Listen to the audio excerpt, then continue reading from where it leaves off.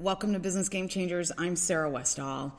I'm just doing an extra episode here. I'm going to do the weekly wrap-up of what I'm seeing with my listeners and with people and how they're responding to things. I got to tell you, my show is about disruption, innovation, and the big issues. And so I'm always looking for the edge of science, for the edge of what's going on in society. That's why I'm covering C60, because I know it's going to change the world. That's why I'm covering telomere lengthening, the fact that we've come to a full solution. Now, it's not as inexpensive as we'd like it to be, but we're making huge strides with lengthening our telomeres, which for those of you who don't know what that is at the end of your chromosome is called a telomere, and every time your cell divides, it shortens. And once it gets too short, your cell starts to mutate, and that's when you start seeing wrinkles and different things that you see on your face. And if it gets too short, your cell dies. And if you have too many of that happen in your body, you die. And they have been able to lengthen. Dr. Bill Andrews has found a solution for lengthening it full all the way. It's very expensive right now, millions to do it for one person. They're looking for less expensive options. That coupled with C60, it's going to change the world. That and some other protocols and things that people are working on with eating right, with building our immunities, with doing gene replacement, that's changing the world. That's why I cover it. We're on the edge of solving cancer. That's going to change the world. I cover that stuff. I also cover the big issues, what's going on in the Middle East. I have covered the issue of Syria. I'm very concerned if Assad falls that there will be millions and millions of people who are slaughtered. There has been documented evidence, and a lot of my sources are saying that Assad is protecting Christians and other moderate groups in Syria, that he has on numerous occasions protected them from being killed by ISIS and other terrorist groups. We are currently against Assad, the U.S. government. We're supporting forces that are against Assad.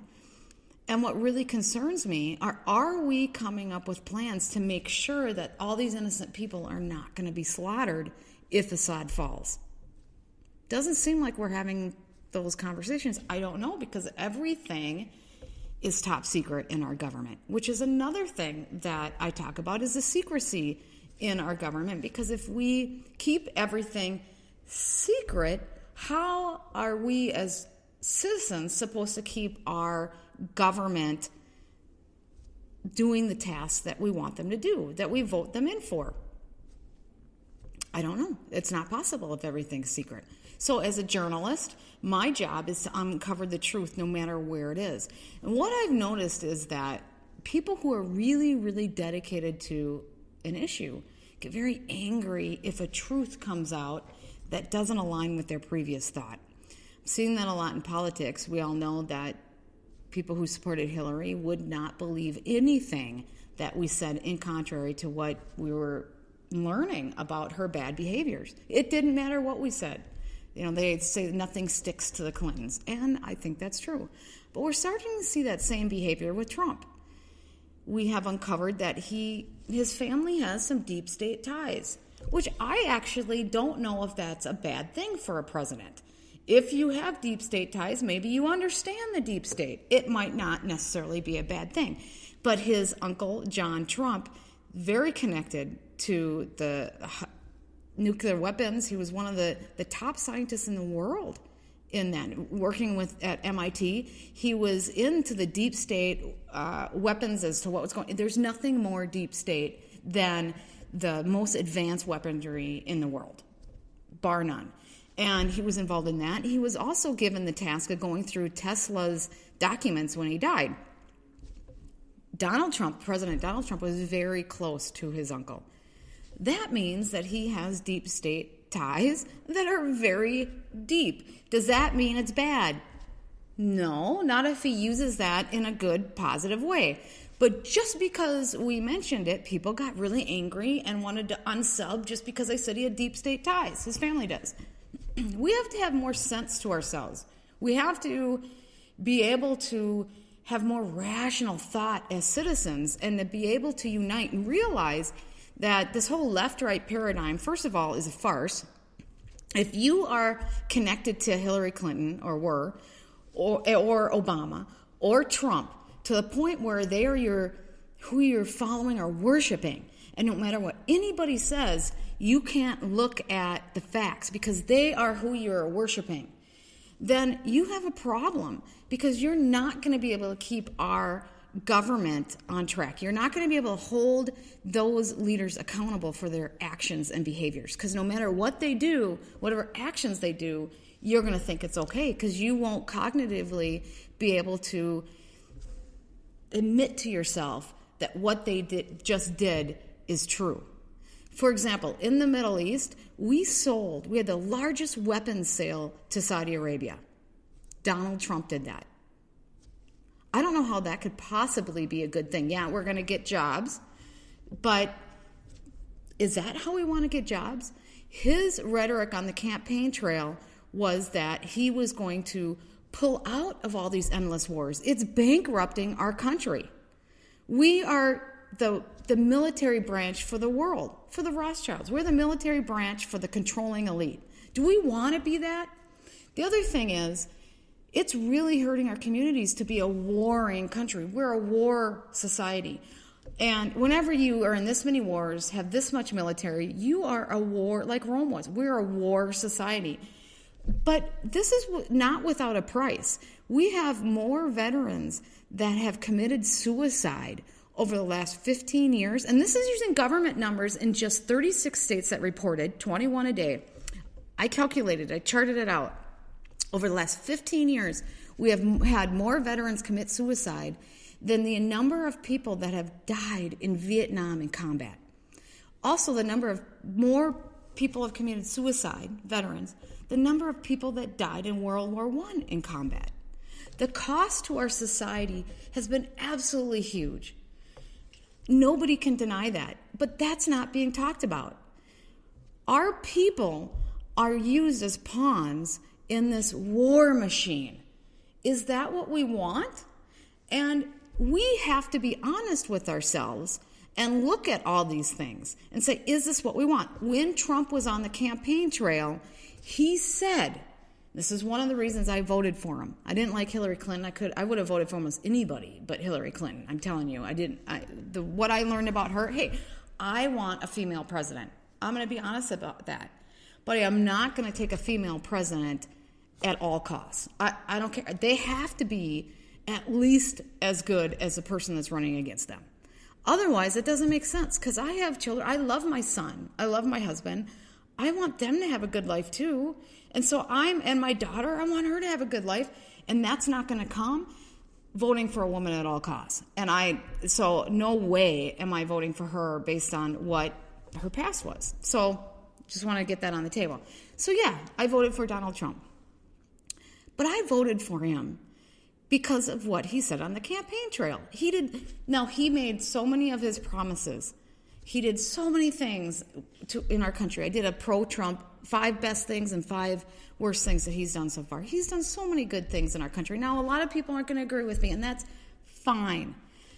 But from an international geopolitical standpoint, what he said on the campaign trail is not what he's doing now. It does not. We are not pulling out. In fact, the number of drone strikes have actually increased since he got into office. There have been more people who have died from drone strikes since he got into office than before under Obama and other people. That's not what he promised us. And so I'm going to hold him to task. I am going to be a journalist that focuses on truth. I'm looking for the edge of science. Yeah, I love science. I love what's happening there. I'm looking for the edge of all areas of society. I'll cover what are the changes in our understanding of history, the Bible. I grew up in a very religious home. My mom's a Eucharistic minister. My father-in-law, a deacon in the Catholic Church. Really a Christian home. That being said, I'm not afraid to look at the truth from any perspective. I'm going to dive into everything. That does not mean that I don't believe in a God, in something that's much bigger than me, and that's something that's loving and beautiful. I want to get that out there too. Just because I question things and I look for truth does not erode my basic beliefs. And I really believe that the world is going in a backward place. We've lost our sense of spirituality, and our children have lost that. They, all the social media, the rude comments they hear, there isn't that underlying sense of respect and love that I remember growing up with. We were taught that was the way to be. I think everybody should be taught that's the way to be, loving and respect each other. All people. That means people in the Middle East too. So if I'm going to live my truth of what I am and what I believe, I can't support warring behavior. I cannot support that. Now, if it's warring behavior to protect ourselves and to protect others and to do what they really claim they're doing, then of course we can support that. But being a journalist, I have to report the truth. And I'm telling you, I've had more pushback lately because I am questioning Trump. And I think it's my duty with the platform I have to question whoever is in office, to question everyone, to bring truth out there and not be afraid. I think the left-right paradigm is a farce. Now, I don't think it necessarily is at the very local levels. I do think that people believe in what they're doing, and there is a difference at the local levels. That being said, it has been proven at the national level that does not make a difference who's in office. The same policies are carried through no matter who's in office. They serve the same masters. We know that. It's proven. You can look at documents. I have done studies, and I've brought other people on in the past looking at all those stats. It's true. And I know that's hard for people to believe because you want to believe that one party aligns with your beliefs. And they do. Rhetoric-wise, they do more. But their actual actions don't. And that's what you have to look at is actions. What are their actions and where does it align? And don't be afraid to look at the truth. Don't be afraid to look at what really happened under 9/11. Don't be afraid to look at Obama and the fact that he persecuted more journalists than all presidents combined before him. It's the truth, and the truth can hurt, but it's the truth. Trump, everyone knows this, the biggest arms sales to Saudi Arabia in U.S. history. Saudi Arabia is one of the most ruthless, brutal regimes in the world. Why are we selling them arms like that? Israel is against the nuclear program that Iran has, or supposedly is building. But Israel has a secret program. We know it's well documented that they use a tactical nuke in Yemen. So for them to accuse others of having a nuclear program when they have one, and we know we pay for it, by the way, that's the other thing that's very well documented. We pay for that program. Maybe we want that program strategically because it's really our program and we're using them, or maybe they're using us, having us pay for them and they control us. I don't know, but it's happening. And I don't like the fact that we're building up troops all around Jordan. We're surrounding Iran. We want to take over Iran. And if you can't see that, then I don't know where your head is at. That's what's happening. We are building up troops. Maybe it's a strategic game. Maybe it's a chess game. We're doing this for power, and we're using it so that we can negotiate.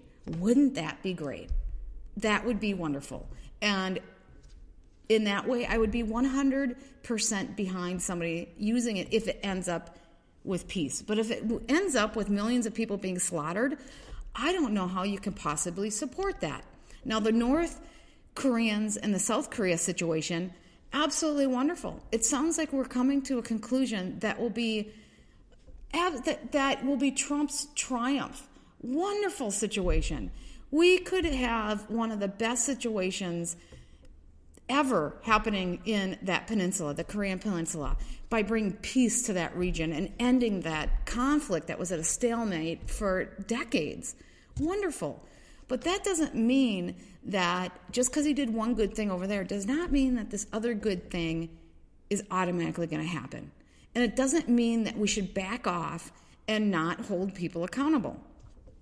Same with taking down pedophiles. Wonderful. We need to take down pedophiles. We need to do it at a higher level. We need to really crack down on pedophiles. I don't know if we're really doing that yet. I do know that in my state, they're revamping the whole child welfare system. I applaud them Thank you so much for doing that. We have so many children that are desperately in need and being abused in this child welfare system. And so the fact that they're revamping that is so amazing. That's great. Children, we want a program that's good. We want a program where the children are not more susceptible to sex abuse in the welfare system than they are outside of it. I don't want to pay my taxes towards something like that. I don't want to support a system like that. And so for them to revamp it, excellent, awesome. I don't want my taxes to go and allow 4 million people to be slaughtered in Syria because we don't have a plan to take care of those people if Assad falls. I don't want my tax money for that.